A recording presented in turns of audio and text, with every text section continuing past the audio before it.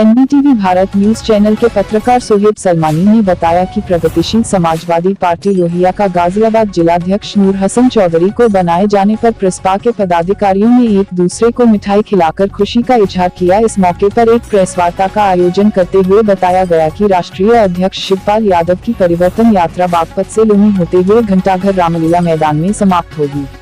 वरिष्ठ नेता नाहर सिंह यादव ने कहा कि देश प्रदेश में कानून व्यवस्था चरमराई हुई है। एमपी के अलावा लखीमपुर खीरी में बेगुनाहों पर वाहन चढ़ाकर मौत के घाट उतार देना सरकारों की मंशा को दर्शाता है। जिधर देखो उधर त्राही त्राही मची हुई है, बहन बेटियां सुरक्षित नहीं है। भाजपा शासित राज्यों में गुंडाराज कायम है। रोजाना हमारे सैनिक मारे जा रहे हैं मगर इधर किसी का ध्यान आकर्षित नहीं है। यदि प्रसपा की सरकार बनी तो प्रदेश से गुंडाराज का खात्मा होगा। आइए दिखाते हैं मीडिया से बात करते हुए वरिष्ठ नेता नाहर सिंह यादव एवं महानगर अध्यक्ष जेपी अग्रवाल एवं नवनियुक्त जिलाध्यक्ष नूर हसन चौधरी ने क्या कहा। अध्यक्ष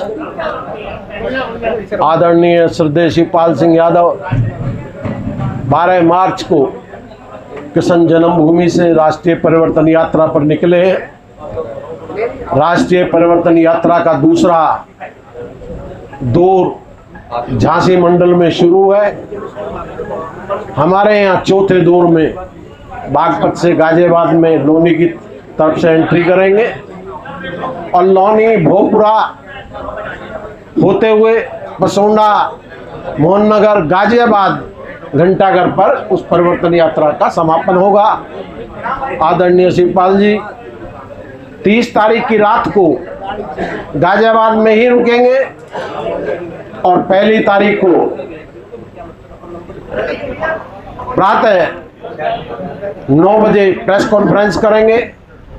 उसका निमंत्रण आप लोगों को अलग से भेजा जाएगा।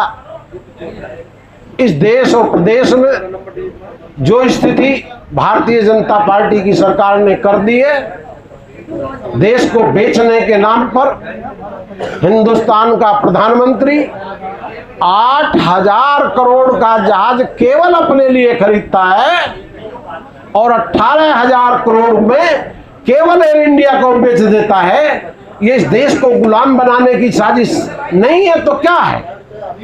इस देश में अब किसानों को, भले लोगों को, विरोधी दलों को ट्रैक्टर, बस और ट्रक के माध्यम से कुचला जा रहा है। किसानों को भी पीलीभीत में कुचला, मध्य प्रदेश में हिंदुओं को कुचला। ये सारी स्थिति है। प्रदेश की व्यवस्था ये हो गई है कि महिलाओं के साथ बलात्कार, कानून व्यवस्था जीरो पर घूम रही है।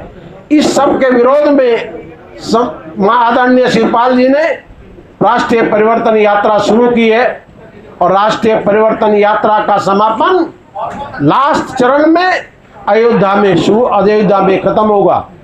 कृष्ण के जन्म स्थान से शुरू होकर अयोध्या में समापन होगा और ये प्रगतिशील समाजवादी पार्टी का निश्चित मत है कि हम उत्तर प्रदेश से भारतीय जनता पार्टी की सरकार को खदेड़कर सेकुलर सरकार को बनाने का काम करेंगे।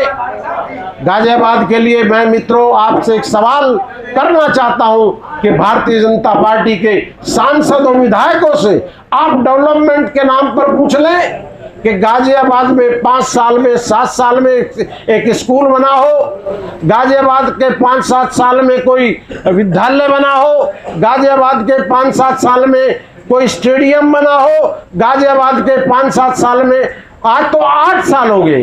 विजयनगर गाजियाबाद को जोड़ने वाला पुल संतोष यादव उत्तर प्रदेश सरकार की तरफ से आधा पैसा जमा करके गए थे रेलवे में, लेकिन 8 साल में इस प्रदेश का, इस देश का सबसे बड़ा नेता जो यहाँ से सांसद अपने आप को बताता है वो पुल नहीं बनवा सकता।